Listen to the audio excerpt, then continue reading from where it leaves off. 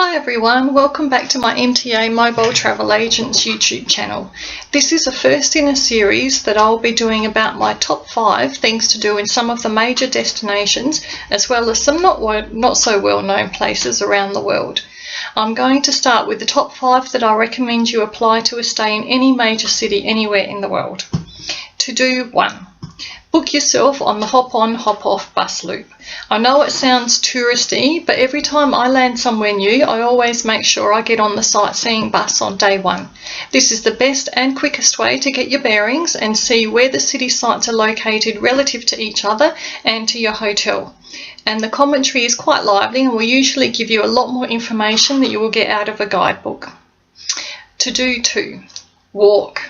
Don't be afraid to wear out some shoe leather getting from place A to place B.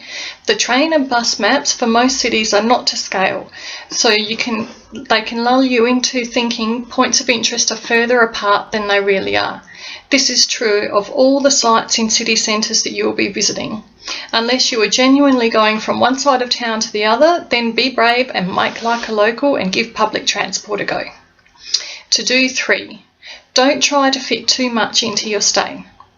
Make a list of your own absolute musts while you are there and get them ticked off before anything else. I'm talking about things that you will be disappointed not to have seen or done if you come home and have not been there. For example, sports fans might want to include visits to particular sporting events. Foodies might like to book themselves into a famous chef's restaurant for a special dinner. Shopaholics will have to immerse themselves in the shopping precinct for some retail therapy. Whatever floats your boat, there is something available for you. To do 4. Visit at least one castle, cathedral and one museum or gallery. There are simply too many for me to give you actual names of which ones I recommend, but I can tell you that it would be a shame to come home without having seen for yourself some of the most amazing architecture, history and culture that these cities have to offer. To do 5.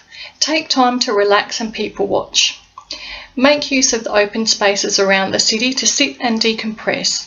It's too easy to rush around when you're on a limited time frame and then feel like you've not had time to process everything that you have seen and done. Just a half hour after each sightseeing visit or activity will give you time to take in where you've been and allow you time to look forward to where you are heading next. And if you're so inclined, this is a good chance to pop into a cafe or pub to rub shoulders with some real locals.